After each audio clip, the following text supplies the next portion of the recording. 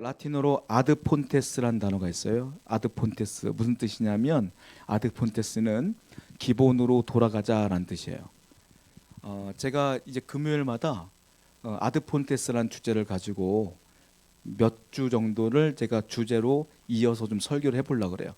대신에 이제 길게는 안 하고요. 짧게 해서 우리가 이제 몇 주를 거쳐서 얘기를 해보려고 하는데 아드폰테스가 뭐냐면 기본기예요. 기본기. 이게 뭐냐면 신앙의 기본기가 무엇이냐.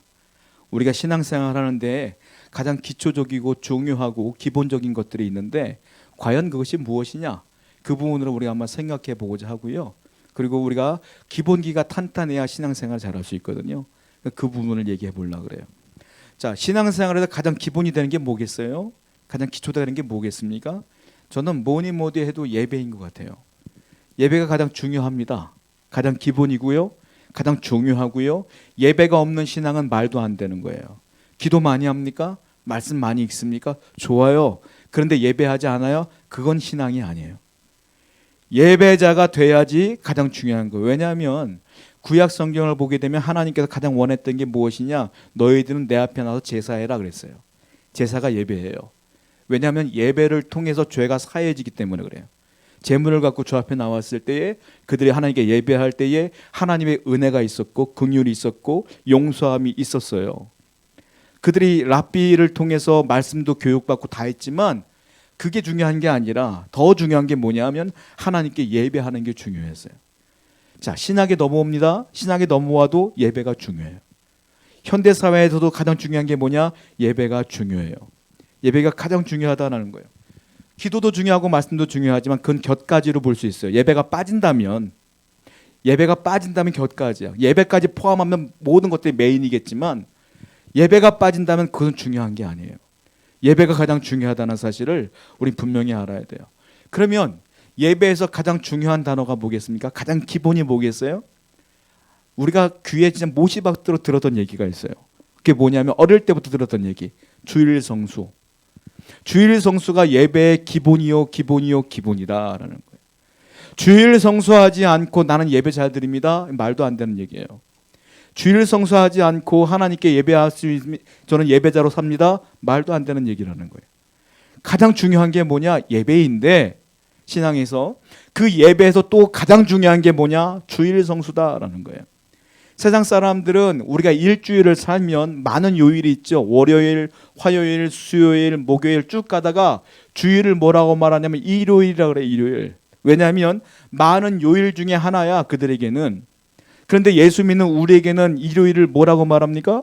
주일이라고 그래요. 왜냐하면 한자야 주님의 날이란 뜻이에요. 주님의 날, 예수 그리스도의 날, 그게 주일이야. 그럼 주일 성수는 뭐예요? 주일 성수는 주일을 주님의 날을 거룩하게 지키는 것, 그게 주일 성수예요. 그러니까 주일 성수를 한다는 게 뭐냐면 거룩하게 이 날을 지키는 건데 그 날을 지키는 게 뭘 드리면서 지키기가 있어요. 그게 바로 예배다라는 거예요. 하나님께 예배하면서 지키는 것이 주일 성수이며 주일이다라는 거예요. 제가 설교를 준비하면서 인터넷에다가 주일 성수를 검색해 봤어요. 사람들은 어떻게 평가하고 있나? 주일 성수를 어떻게 생각하고 있나? 제가 깜짝 놀랐어요. 주일 성수 쳤더니 안 좋고 비판하는 내용만 잔뜩 있어. 교회 다니는데 왜 주일 성수를 하느냐? 요즘 시대가 어떤데 인터넷으로 드리면 되지. 왜 교회는 주일 성수를 강조하는 거야? 이런 얘기가 쫙 나와. 깜짝 놀랐어요. 한국 기독교가 왜 이렇게 쇠퇴하느냐? 왜 신앙이 쇠퇴하느냐? 저는 예전에 우리 부모님 세대와 요즘 젊은이들과 신앙생활을 해보면 많이 쇠퇴한 것 같아. 왜냐하면 부모님 세대는 주일 성수를 목숨처럼 여겼거든. 저는 주일 성수가 당연히 기독교인이라면 지키는 줄 알고 살았어요. 왜? 부모님이 지켰기 때문에. 그걸 보면서 살았기 때문에. 근데 요즘 젊은 사람들은 안 그런 것 같아요. 바쁘면 못 갈 수도 있는 거고, 바쁘면 요즘은 코로나 때문에 우리가 인터넷으로 예배를 드리다 보니까 이것이 어떻게 보면 익숙해진 것 같아요. 못 가면 뭐 인터넷으로 드리지. 90년대 초반에 제가 신학교 다닐 때에 그때 인터넷으로 예배 드리는 붐이 있었어요. 그때 그거 가지고 막 사람들이 맞냐 틀리냐 논쟁이 많았고 결론은 틀리다. 주일 성수를 해야 된다. 하나님께 나와서 예배드리는 게 정상이고 그게 맞는 것이다 라고 얘기했는데 시대가 흐르면서 코로나 때문에 이제 인터넷으로 드리는 게 정당화된 것 같아. 그러니까 많은 사람들이 올 수 있음에도 불구하고 이제는 게을러져서 안 오는 사람도 많아. 그러니까 그런 것들이 주일 성수를 검색해봤더니 그런 일이 너무 많은 거예요. 여러분, 주일 성수한다고 해서 구원받습니까? 라고 질문하는다면 전 대답할 수 있어요. 아니에요. 구원과 주일 성수는 상관이 없어요, 사실은. 구원은 어떻게 받는 거예요? 예수 그리스도를 믿을 때 구원받는 거야. 예수님이 내 구원자로 믿을 때 구원받는 거야. 그런데 왜 주일 성수가 중요할까요? 구원받은 사람이라면 하나님께 나와 예배하는 것이 그만큼 중요하다는 걸 알아요. 구원받은 사람이라면 당연히 주일 성수하는 거고, 이건 신앙의 기본 중에 기본이며 그거는 세월이 흘러도 변하지 않는 거예요. 신앙이 좋고 나쁘냐, 주일 성수하느냐 마느냐, 전 이것으로 가름난다고 생각해요. 그러면 주일이 왜 중요하냐면 구약 시대는 안식일이라 그랬거든요. 근데 신약 때는 주일이라 그래요. 우리는 그냥 안식일 날 유대인들은 지금도 예배를 드려요. 주일도 우리는 일요일 날 주일이라고 하면서 예배를 드려요. 자, 이 주일은, 주일 성수는 뭐하고 연결되는 거냐면 창조와 연결됩니다. 창조. 자, 안식일, 구약에는 토요일을 안식일을 하면서 예배를 드렸어요. 왜 그러냐면 하나님이 천지를 창조하신 뒤에 그리고 쉬었어. 기억하시죠? 쉬셨어. 그 쉰 날을 안식일이라고 해서 예배를 드리는 거예요. 왜? 창조가 끝난 날이기 때문에 창조를 감사하며 하나님께 예배한 게 안식일이에요.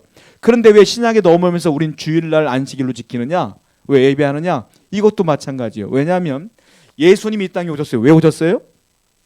인간이 죄를 지어서 하나님과 화평하지 못해. 이제 하나님과 멀어졌어. 그런데 예수님께서 화평을 주러 오신 거예요. 십자가에 달려 돌아가심으로 말미암아 이제 그 예수를 믿으면 이제 하나님과 내가 화평해지면서 관계가 회복되어져. 이걸 뭐라고 말하냐? 창조에서 죄악구렁이 떨어졌다가 다시 이제 재창조가 된 것이다. 그래서 재창조를 기념하는 날에서 주일날 지키는 거예요. 우리가 예수님이 언제 부활했어요? 안식 후 첫날, 즉 토요일 다음 날 주일이거든. 이날 부활했어. 그러니까 창조가 끝난 거야. 재창조가. 십자가의 사명이 끝난 거야. 그래서 우리가 주일날 예배 드리는 거예요. 구약도 창조, 신약도 창조를 기념하며 우리가 주일 성수를 한다 그런 거예요. 그러니까 이것이 얼마나 중요한 날입니까? 근데 요즘 많은 사람들은 주일 성수 얘기하면 뭐 바쁘면 못 지킬 수 있지라고 하면서 등한히 하는 경우가 굉장히 많다.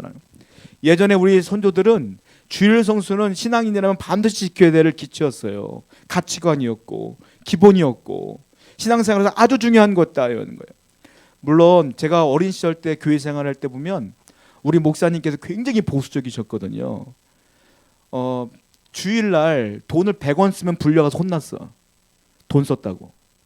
그러니까 우리는 뭐 먹으려면 토요일날 다 먹어야 돼. 먹고 싶은 거는. 주일날은 돈 쓰면 안 돼. 주일날은 헌금하려고 은행도 못 가. 그 당시 목사님 그렇게 하셨어 우리한테. 그러니까 토요일날 다 헌금할 거 다 찾아놓고 기다리고 있다가 주일날 오면 주일날 헌금하는 거예요. 예배 끝나면 성도들 점심 먹잖아요. 주일날. 뭐 음식 모자란다고 주일날 장보러 못 가.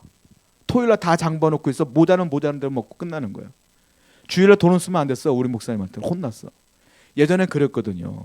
저는 그렇게 알고 성장했어. 물론 지금은 세대가 바뀌면서 시대가 바뀌면서 생활이 바빠지면서 이제 그러한 주일 성수의 개념은 많이 약해졌죠. 저도 많이 바뀌었고 많이 약해졌어요. 뭐 바쁘니까 사업하다 보면 장사하다 보면 주일날 어쩔 수 없는 상황들이 있거든. 그럴 때 어쩔 수 없는 거지. 그렇게 넘어갈 수밖에 없는 상황이 됐어요. 그런데 주일 성수는 여러분 기억해야 될 게 있는데 주일 성수라는 것은 예배드린다는 것은 시간과 장소를 얘기하는 게 아니라는 거예요. 그러니까 시간과 장소 꼭 예전에는 우리 장로님들이라든지 권사님들이라든지 이런 분들은 주일날만 되면 내가 전라도에 있던 경상도에 있던 반드시 내가 올라와서 본교에서 예배를 드렸어. 어른들은 그랬어요. 제가 부목사 생활할 때도 제가 섬겼던 그 교회도 집은 전라도에서 여기 계시다가 전라도로 이사 가셨어. 그러니까 주일만 되면 토요일날 일찍 올라가 오셔갖고 주일날 예배 드리고 전라도 내려가셨어. 서울까지. 본교회를 섬긴다는 그 사명감으로. 그런 분들이 옛날 분들은 있었어요. 근데 지금은 그러진 않아요. 오늘 내가 바빠서 주일날 우리 교회에서 예배를 못 드리면 다른 지역 가서 다른 교회에서 예배를 드려도 괜찮아요. 하나님께 예배 드리는 거니까. 근데 주일 성수 개념이 옛날에는 그랬다. 제가 그 얘기를 말씀드리는 거예요. 그만큼 예배가 중요했다라는 거예요. 다시 말씀드리지만 주일 성수 해느냐 못하느냐 때문에 구원받느냐 못 받느냐는 상관하지 않아요. 그런데 제일 중요한 게 뭐냐면 하나님께 예배자로 이 주일을 지키는 자는 예배자로 살기로 결단한 자이기 때문에 신앙의 아주 중요한 부분이다라는 거예요. 얼마 전에 우리가 설이 지났잖아요. 설날. 세상 사람들은 설 연휴가 길었어요. 왜? 금요일부터 계속 연휴였거든. 그러다 보니까 금, 토, 주일이 꼈네. 그리고 화요일 날인가 설이었잖아요. 그러니까 연휴가 기니까 고향 내려간 사람들은, 일찍 내려간 분들은 주일날 예배를 못 드리는 경우가 많았단 말이에요. 자, 그러면 어떻게 될까요? 주일 성수를 어떻게 될까? 예배할 때.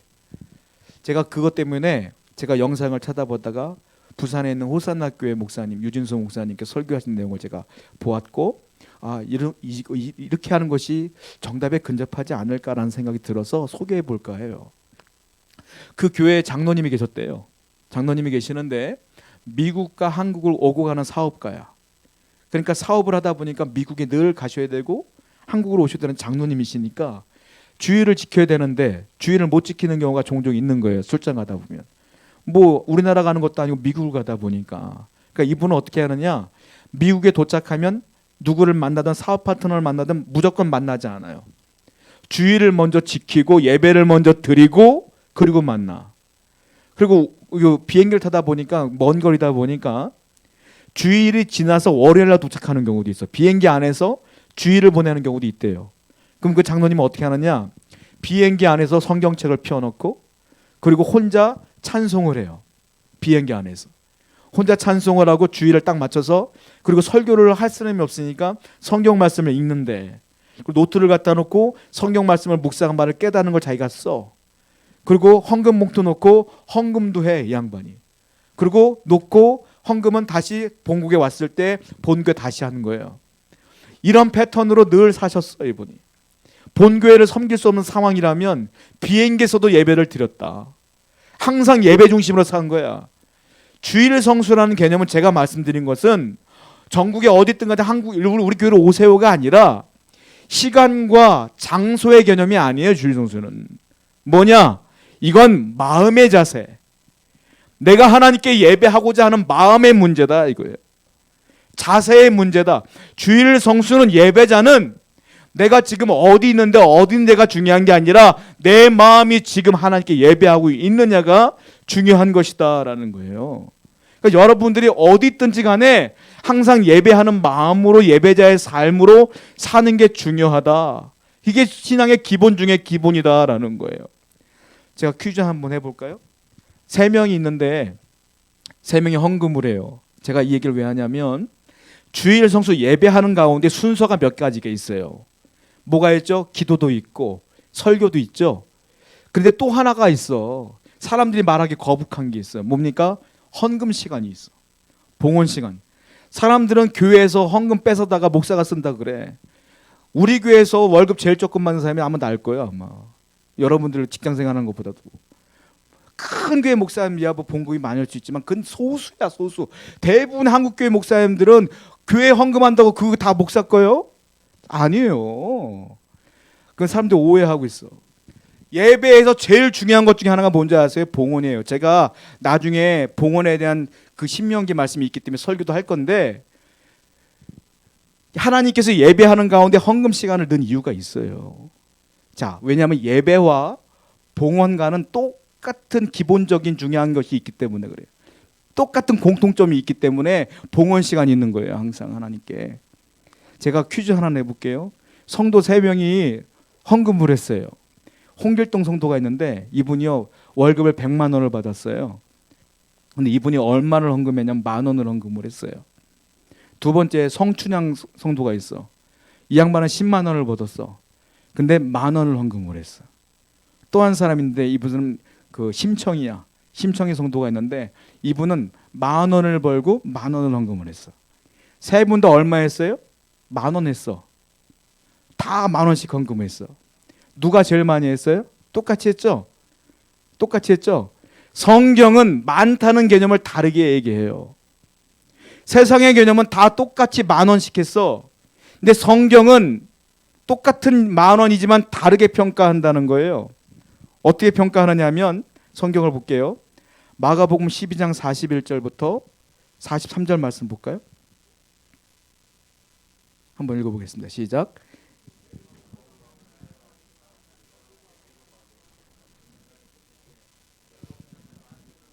한 가난한 과부는 예수께서 제자들을 불러다가 이르시되 내가 진실로 너에게 이르노니 이 가난한 과부는 헌금함에 넣는 모든 사람보다 많이 넣었느라. 과부 한 명이 있는데요. 이 과부가 하나님께 헌금을 했어요. 헌금을 얼마나 했느냐면 뭐라고 써있죠? 2렙돈을 했어. 2렙돈은 또 다른 돈의 그 가치로 얼마냐면 한 고드란트래요. 이게 얼마냐면 화폐 가치로, 우리나라 화폐 가치로 가장 작은 단위예요. 렙돈이. 그러니까 우리나라로 말하면 원. 근데 지금 1원을 보기가 어려우니까 한 10원이라고 보자고요. 10원 정도 된다고 보시면 돼. 미국 돈으로 한 센트 정도 되겠네요. 가장 작은 돈이야. 근데 이게 얼마냐면 이 2렙돈이 계산을 하자면 한 데나리온이 그 당시에 일꾼의 1당이거든요.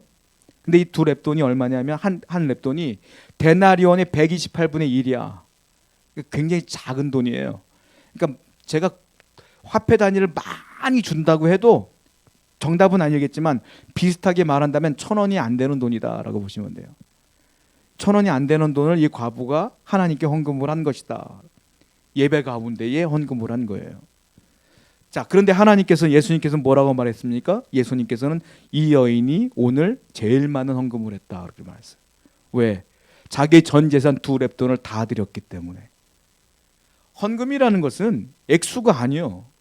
사람들은 얘기해요. 아무개는 얼마 냈으니까 많이 하고 나는 돈이 없으니까 조금 하고. 하나님의 개념은 그게 아니야. 헌금의 개념도 다르게 얘기한다는 거예요. 자, 성경 하나 볼까요? 마가복음 12장 44절 말씀 볼까요? 읽어보겠습니다. 시작. 그들은 다 그 풍족한 중에서 넣었거니와 자기의 모든 소유 곧 생활비 전부를 넣었느니라 하시니라. 이 여인은 자기의 생활비 전부를 넣은 거야. 그러니까 제일 많이 한 게 누구예요? 이 여인이라라는 거예요. 액수는 1,000원도 안 되는 돈이야. 근데 예수님은 이 여인이 제일 많이 헌금을 했다라는 거예요. 여러분, 예배자가 우리가 추구해야 될 게 있는데 뭐냐면 예배하는데 여러분 헌금을 제일 많이 해야 돼. 제가 말하는 거 오해하시면 안 돼요. 목사님이 돼갖고 헌금 많이 하란더라. 제가 하는 많이란 개념은 성경의 개념이에요. 이 많이란 개념은 뭐냐면 주님께서 많이 한다는 건 뭐냐면 네가 얼마나 하나님께 드리는데 정성을 다했니 이거예요. 얼마나 최선을 다했니. 액수가 아니야. 예배도 장소가 시간이 중요한 게 아니에요. 예배도 내 마음의 자세가 중요한 거예요. 봉헌하는 헌금도 내 마음의 자세가 중요한 거예요. 신앙의 기본 중에 기본이 뭐예요? 예배예요. 근데 그 예배 가운데 뭐가 포함되어 있어요? 봉헌도 포함되어 있어. 그러니까 여러분이나 저나 항상 예배자로서 살아야 된다는 거예요.